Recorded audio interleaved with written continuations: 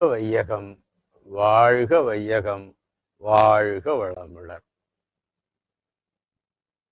குரு வாழ்க, குருவே துணை. அறிவே தெய்வம் என்ற பொருள் பற்றி இப்போது நாம் சிந்திக்க இருக்கின்றோம்.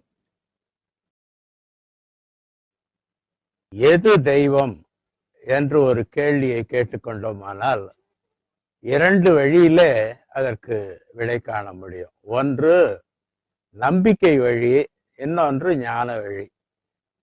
நம்பிக்கை வழி என்பது என்ன என்று பார்த்தோமானால் நம்முடைய பெற்றோர்கள், குடும்ப பெரியவர்கள், சமுதாய பெரியவர்கள் தெய்வ நிலையை பற்றி என்ன நமக்கு குறிப்புகள் கொடுத்தார்களோ, என்ன கருத்துக்கள் சொன்னாங்களோ, அந்த அடிப்படையிலேயே இதுவரையிலும் தெய்வத்தை பற்றி நினைந்து பேசி பழகி இருக்கிறோம். அந்த பழக்கத்தின் வழியே வரக்கூடிய கருத்துக்கள், தெய்வத்தை பற்றிய கருத்துக்கள் ஒன்றுக்கு மேற்பட்டதாகத்தான் இருக்கும், ஒன்றாக இருக்க முடியாது. பழக்கத்தின் வழி பெற்ற கருத்துக்கள், கருத்து என்பது ஒன்றாக இல்லை. அதற்கு பல நியாயமான காரணங்கள். ஆனால் ஞான வழியிலே பெற்ற இறை கருத்து என்பது ஒன்றாகத்தான் இருக்க முடியும். உலகத்திலே தோன்றிய ஞானிகள் ஒருவரா இருவரா, எத்தனையோ பேர், எத்தனையோ காலத்துக்கு, ஆயிரம் ஆண்டுகளுக்கு முன்னாலே ஞானிகள் தோன்றி தெய்வ நிலையை உள்ளது உள்ளவாறு என்றால், தெய்வம் என்பது கால தூர வேக பருமன் என்கின்ற கணக்கீடுகளை எல்லாம் கடந்ததாக இருக்கிறது. விருப்பு வெறுப்பு என்ற குணங்களை எல்லாம் கடந்தது. அதனாலே அதை அரூபம் என்றும் குணாதீதம் என்றும் சொல்லுவார்கள். அத்தகைய உண்மையான நிலையை உணர்ந்த ஞானிகள் மக்களை நெறிப்படுத்துவதற்காக தெய்வ நிலையை அறியாத மனிதனிடத்திலேயும் கூட, உள்ளது உணர முடியாத மனிதனிடத்திலே கூட செயலாற்றுவதற்கான திறமை, ஆற்றல் இருக்கிறது. அவன் தெய்வத்தை மதிக்காமல் செயலாற்றும் போது அதனுடைய விளைவு தானும் துன்பப்படுகிறான், மற்றவர்களுக்கும் துன்பம் அளிக்கிறான். இதை தவிர்த்து தெய்வத்தின் மீது நம்பிக்கையோடு அறநெறி வாழ செய்ய வேண்டும் என்கின்ற கருணையினாலே ஞானிகள், அவர்கள் வாழ்ந்த காலம், அவர்கள் பேசிய மொழி, இந்த வேறுபாடு காரணமாக ஒவ்வொருவரும் ஒவ்வொரு விதமான கருத்துக்களை சொல்லி இருக்கிறார்கள். இதை நாம் குறையாக எடுத்துக்கொள்ள வேண்டாம். ஆனால் ஞானிகள் பல பேர் உள்ளது உள்ளவாறு அந்த நிலையை விளக்கி இருந்தாலும், இப்போது சிந்தனைக்கு சுருக்கமாக மகாகவி பாரதியாருடைய ஒரு இறைநிலை கருத்தை இப்போது நினைவுக்கு எடுத்துக் கொள்வோம். இறைநிலையை பற்றி, தெய்வத்தை பற்றி பாரதியார் சொல்லுவார், ஒன்று பரம்பொருள், நாம் அதன் மக்கள், உலகு ஓர் இன்பக்கேணி என்று பேசுவார். பாரதியாருடைய பார்வையில இன்பக்கேணியாக இருந்த உலகம் நமக்கு ஏன் துன்பக்கேணியாக இருக்கிறது என்று சிந்தித்து பார்த்தோமானால், ஒன்றாக இருந்து கொண்டிருக்கின்ற பரம்பொருளை ஆளுக்கு ஒன்றாக யூகம் செய்து கொண்டதனுடைய விளைவு. இது கருத்து சுதந்திரம் இருக்கிறது. ஆனால் இதுல தெய்வத்தின் பேராலேயே சமுதாயத்திலே பகை, பிணக்கு, போர்களுக்கு கூட அடிப்படையாக இருப்பதை பார்க்கிறோம். அம்மாதிரி இல்லாமல் உண்மையான அமைதி மனித சமுதாயத்துல வேண்டுமானால் ஞான வழியில தெய்வ நிலையை உணர்வது நாம் வாழும் காலத்துல, விஞ்ஞானம் உச்ச நிலையில இருக்கிற காலத்தினாலே, கடந்த காலத்துல உணர்ந்த உண்மையை எளிமையாக விளக்க முடியாத ஒரு நிலை இருந்தது. அதனால ஞானிகள் மக்களை நெறிப்படுத்துவதற்காக என்ன பண்ணியிருக்கிறாங்க, நாம ரூப பேதம் கடந்த இறைநிலைக்கு ஒரு கருணையோடு மக்களை எல்லாம் குழந்தைகளாக பாவனை செய்து அவர்களுக்கு தெய்வத்தின் மீது மதிப்பை ஏற்படுத்த வேண்டும் என்கின்ற கருணையோடு அடையாளங்களை காட்டியிருக்கிறார்கள். அது அந்த குறிப்பு வார்த்தைகள், அடையாளங்கள் வேறுபாடாக இருக்கிறது. ஆனால் ஒரே உண்மையை பற்றி தான் அவர்கள் அந்த குறிப்புகளை கொடுத்திருக்கிறார்கள். இதை கொஞ்சம் நாம் எளிமையாக ஒரு நடைமுறை சாத்தியமான உதாரணத்தின் மூலம் எளிதாக புரிந்து கொள்ளலாம். ஒரு அம்மா தன்னுடைய குழந்தைக்கு பசிக்கு உணவு கொடுக்க வேண்டும் என்ற கருணை. அப்போது அவர்கள் பயன்படுத்துகிற வார்த்தையை பார்த்தோமானால், அந்த உணவை ஒரு தாய் சொல்லுவார், கண்ணு பூவா தின்னுமா அப்படின்னு சொல்லுவாங்க. இன்னொரு அம்மா சொல்லுவாங்க, கண்ணு மம்மு வாங்கிக்கடா, மம்மு சாப்பிட்றான்னு சொல்லுவாங்க.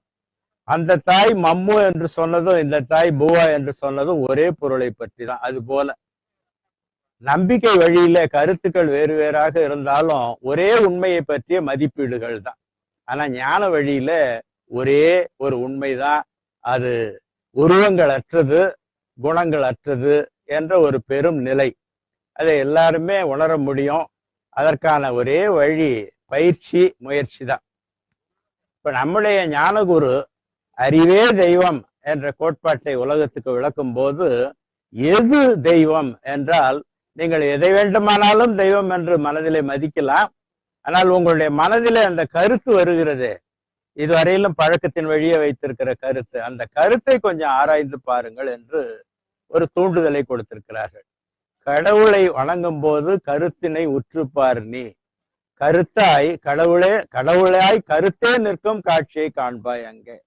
ஆகவே எல்லாம் வல்ல மெய்ப்பொருளாகிய இறைநிலையானது ஒரு மனிதனுடைய மன மதிப்பீட்டுக்கு எப்படியாக இருந்தாலும் அதற்கு இடமளிக்க கூடியதாக இருக்கிறது. அவ்வளவு கருணை நிறைந்தது தெய்வம்.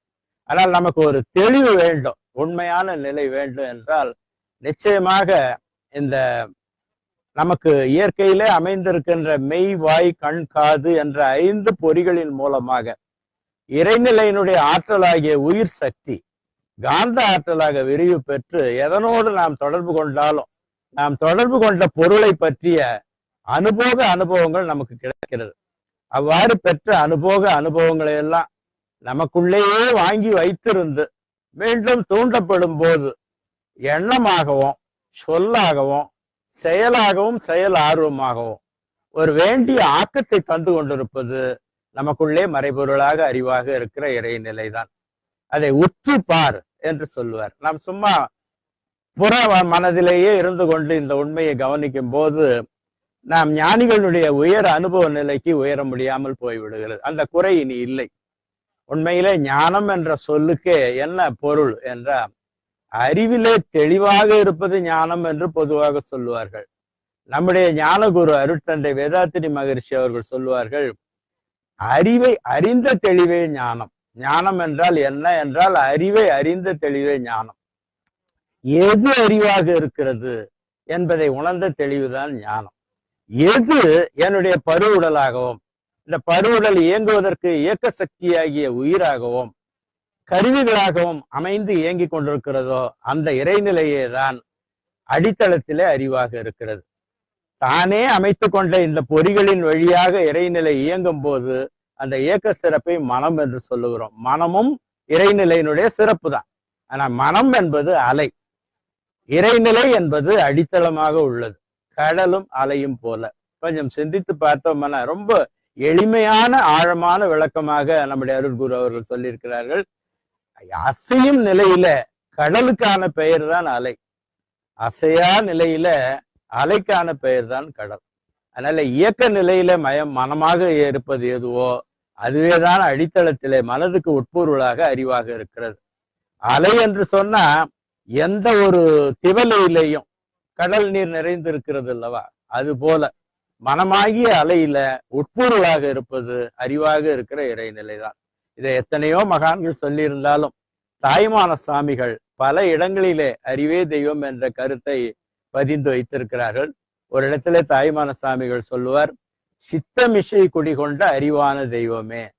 சித்தம் என்றால் மனம், மனம் என்பது அலை, குடிகொண்ட என்றால் அதற்கு உட்பொருளாக அந்த இயக்கத்துக்கு உட்பொருளாக அறிவாக இருக்கிற இறைவா என்று பெறுவார். இன்னும் தேஜோ மயானந்தம் என்ற தலைப்பிலே 13 கவிதைகள் தாய்மான சாமிகள் பாடியிருக்காரு. ஒவ்வொரு கவிதையினுடைய முடிவிலையும் பாத்தீங்கன்னா அறிவான தெய்வமே தேஜோ மயானந்தமே என்றே முடிப்பார். தேஜோ மயானந்தம் என்பது பரம்பொருளாகிய இறைநிலையே எங்கும் நிறைந்த பேராற்றலாகவும் என்னுள் அறிவாகவும் இருக்கிறது என்ற உணர்ந்த அந்த ஆனந்த அனுபவத்தை தேஜோமயானந்தம் என்று சொல்வார். அதற்கு காரணம் என்றால் அறிவான தெய்வமே. ஆகவே தெய்வம் மறைப்பொருள் தான், ஒரு நாளும் புலன்களுக்கு எட்டாது. அறிவும் மறைப்பொருள் தான். 2 மறைப்பொருட்கள் இருக்க தேவையில்லை, இருக்க நியாயம் இல்லை. மறைப்பொருளாகிய இறைநிலையே தான் மனதுக்கு உட்பொருளான அறிவாகவும் இருக்கிறது. இந்த உணர்வு அனுபவத்தை பெற்று விட்டவர்களை ஞானிகள் என்று சொல்லுகிறோம். அந்த ஞான நிலை அனுபவத்தை அருட்தந்தை அவர்கள் கனி போல என்று எடுத்துக்கொள்ளலாம் என்று சொல்வார்கள். நம்பிக்கை வழியில நாம் இதுவரைக்கும் வைத்திருக்கின்ற அனுபவங்கள் எல்லாம் காயை போன்றது. காய் கனிவாவது என்பது இயற்கைக்கு எதிரானது இல்லையே. காயாக இருந்துதான் கனியாக ஆக வேண்டும். ஆகவே நம்பிக்கை வழியை குறை கூற வேண்டாம், குற்றம் கூற வேண்டாம். நம்பிக்கைக்கு எதிரானது ஞானம், ஞானத்துக்கு எதிரானது நம்பிக்கை என்று நினைக்க வேண்டாம். அது முதல் நிலை. இது உயர வேண்டிய நிலை. அப்படி உயர வேண்டிய நிலைக்கான ஒரே உபாயம் தவம் ஒன்றுதான். அந்த தவத்தினுடைய சிறப்பை அருட்குரு அவர்கள் சொல்லுவார்கள். அகத்தவத்தில் என் மனதை உயிரின் மீது வைத்தேன், அலை விரைவு குறைந்து மனம் நிலைத்து அறிவாச்சு, இகத்துணர்ந்த பதிவுகளின் எல்லைகளை தாண்டி எல்லையில்லா பெருவெளியில் எழுந்து நிலை பெற்றேன், திகைப்பு இல்லை, நான் அதுவாய் அது நானாய் பெற்ற தெளிவினிலே இறைவெளியே தெய்வம் என்றும் அதன் மிகச்சிறப்பான ஆற்றல்கள் பேரண்டம் என்றும் உணர்ந்தேன், மேலும் தெய்வத்து அன்பு குரல் கேட்டு மகிழ்கின்றேன் என்று சொல்லுவார். அவர் பெற்ற அந்த ஆனந்த அனுபவத்தை உலகம் பெற வேண்டும் என்கின்ற ஒரு கருணையினாலே அவர்கள் வடிவமைத்து கொடுத்ததுதான் அவர் தவ முறைகள். அந்த எளிய தவ முறையை கடைபிடித்து முயற்சியினாலும் பயிற்சியினாலும் நாம் ஒவ்வொருவரும் அந்த ஞான நிலையை பெறுவோம். அஞ்சுவது ஏன், துணிந்து உரைப்போம், அறிவேதான் தெய்வம். அதுவேதான் வான்காந்தம் அகண்ட மண்டலத்தில். வஞ்சமில்லா வான்காந்தம் ஜீவகாந்தம் இரண்டே வாழ் உயிர்கள் வான்கோள்கள் வளமொழுங்கு காக்கும். பஞ்சபுலன் கவர்ச்சியிலே பழகி கொண்ட மனிதன் பரவசமாய் இன்பமுற பாடினேன் இவ்வுண்மை என்று அருட்தந்தை அவர்கள் கொடுத்திருக்கின்ற அந்த ஞான வழியை பின்பற்றி நாம் ஒவ்வொருவரும் ஞானிகளாக உயர்வதற்கு முயற்சி செய்வோம், வெற்றி பெறுவோம். இறையருளும் குருவருளும் துணை நிற்கும் என்று கூறி நிறைவு பெறுகிறேன். வாழ்க வளமுடன்.